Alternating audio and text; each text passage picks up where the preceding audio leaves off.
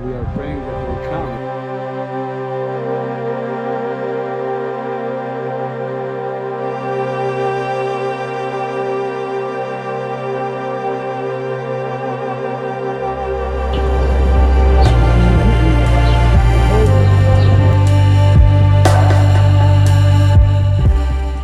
Warning: God's holy name appears on the eastern wall of Jerusalem, beside the Golden Gate. A holy sign appears at the Golden Gate. Jerusalem is witnessing an unprecedented divine warning in these end times. A mysterious and majestic phenomenon has been reported on the eastern wall of Jerusalem. Right beside the Golden Gate, the very gate the Bible once called the Gate for the King of Glory. An inscription resembling the holy name of God seems to have appeared upon the ancient stones, leading many to believe it may be a divine sign warning humanity before the final prophecies unfold. Could it be that God is marking his sacred city to call people to repentance and prepare for his return? If this moment stirred something quiet in you, you can like and subscribe. In the next reflection, we'll return to this wall, not to explain it, but to notice what we may have missed the first time. Along the eastern edge of Jerusalem's old city stands a wall shaped by centuries of prayer, conflict, and quiet waiting. It is neither the tallest nor the most ornate, yet it carries a particular gravity. Embedded within its ancient stones is the Golden Gate sealed, silent, facing the Mount of Olives. For generations, this place has drawn the gaze of believers, skeptics, pilgrims, and passers-by alike. It faces the dawn. It holds expectations. Over time, it has become a place where people pause, not always knowing why, but sensing that something unspoken lingers in the air. The Golden Gate has been sealed for centuries. Stone blocks fill its arches, placed there by Ottoman Sultan Suleiman the Magnificent in the 16th century to prevent the prophesied arrival of the Messiah. Grass grows where feet once passed through during festivals and triumphs.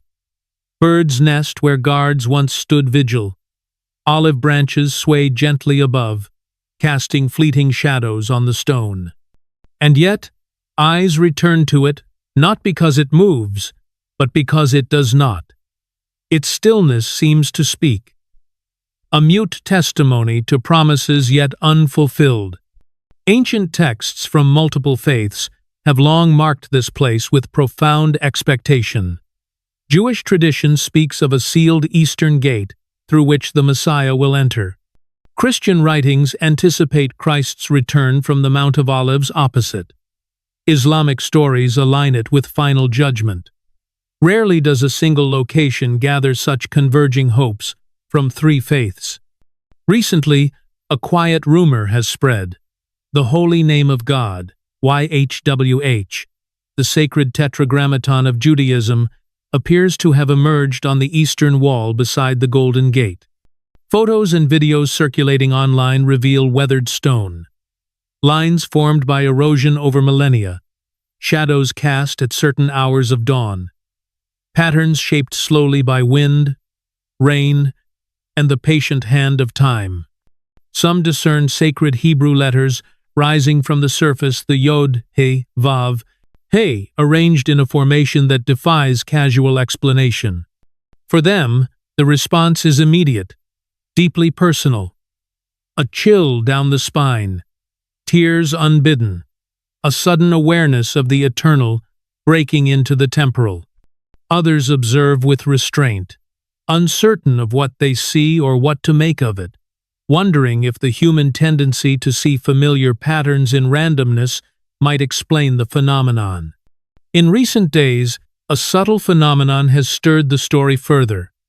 One morning, as dawn light streamed directly from the Mount of Olives, a strange beam aligned precisely with the markings believed to be the holy name. Not brilliant, like a cinematic miracle, making no sound, just a gentle ray that lingered for 7 minutes, then faded as the sun rose higher. Those present described their hearts growing still, as if hearing a wordless call from ancient stone. A local tour guide, Miriam Levy, recounted, "I've walked this wall 1,000 times. That morning, the light touched the stone like a finger pointing. I didn't speak. I couldn't." Another visitor, a young American pilgrim named David Chen, posted a video. The shadow of a single olive branch from the mount framed the letters perfectly. It felt deliberate. Perhaps the first invitation of this moment is not to judge, but to slow down, to let the weight of the place settle before rushing to conclusion. Jerusalem is a place where meaning gathers easily, almost magnetically. Here, stones are never merely stones. Each block in the Eastern Wall carries layered histories.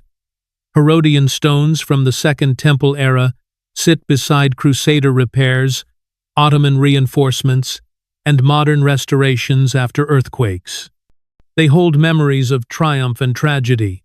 Pompey's siege in 63 BC, Titus's destruction in 70 AD, Saladin's reconquest in 1187, the Six-Day War in 1967.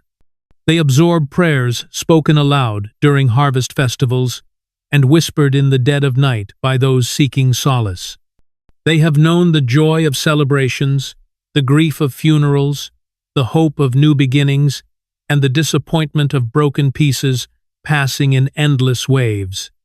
The Eastern Wall, in particular, is no neutral ground. It faces the rising sun, symbol of renewal in every tradition.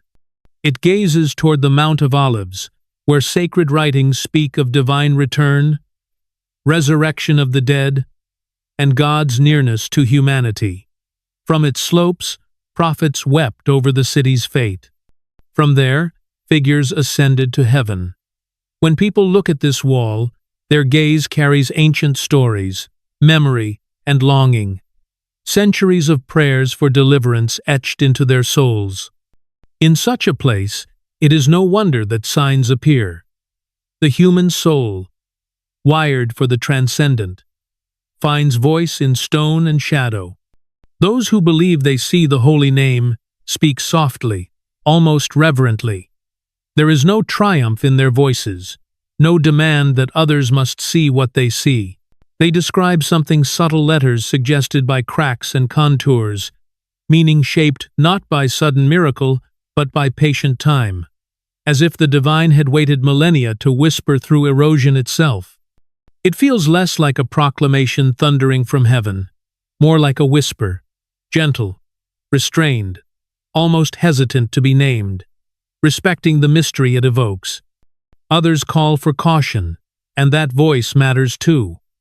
We are meaning-making creatures, especially in sacred spaces, where expectation primes perception. Psychologists note our tendency to perceive meaningful connections in random data.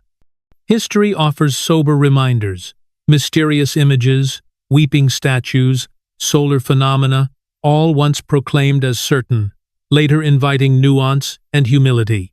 Faith has never rested solely on what eyes confirm. It dwells in the tension between sight and trust. Between belief and restraint lies a deeper invitation to listen more closely, to let both wonder and wisdom breathe. Rather than asking whether these markings are truly God's holy name, a question that risks reducing the divine to forensic debate, we might ask, why does this story resonate in so many hearts at this precise moment in history? Why, amid global fractures, does a whisper from Jerusalem's stone touch nerves raw with uncertainty? We live in unsettled times. Wars rage without end. Institutions falter.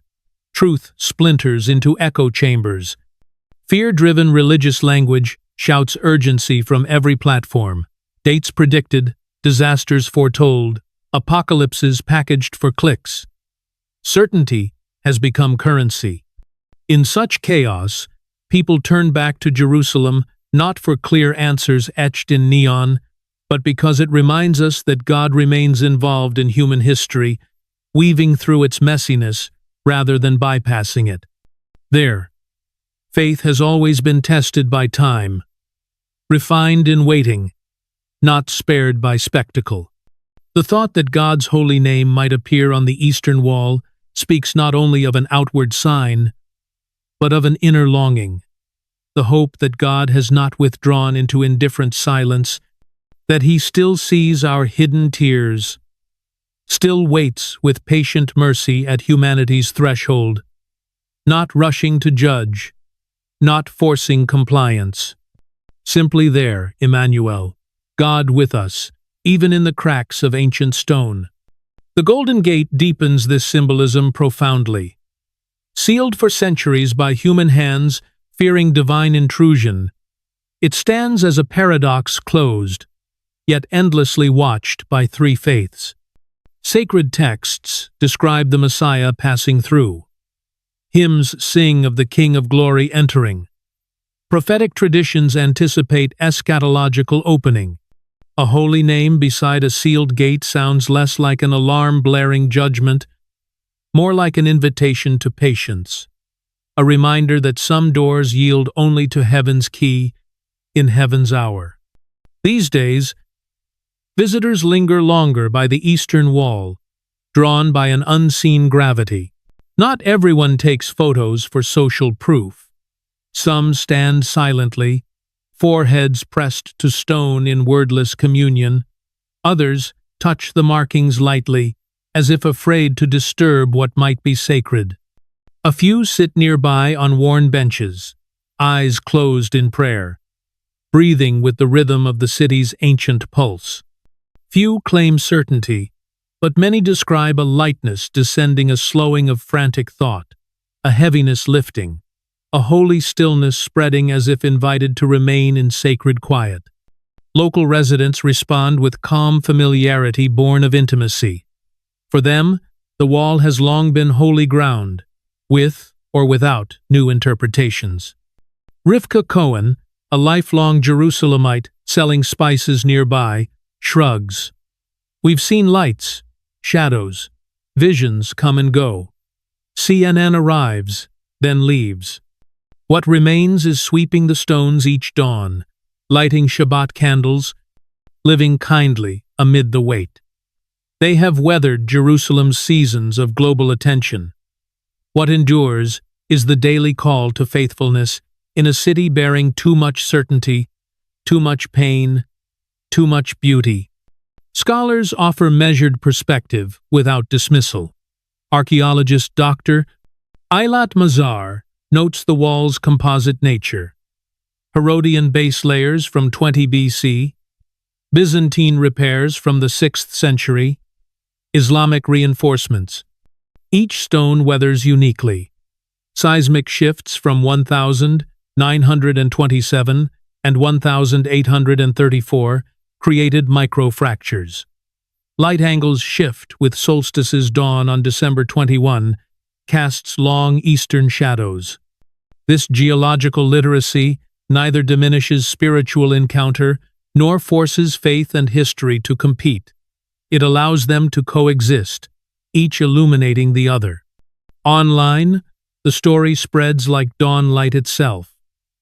Hebrew scholars debate letter formation on forums. Photogrammetry experts analyze 3D scans. Skeptics invoke Rorschach tests. Believers share pilgrim testimonies. Amid bold claims and curt dismissal,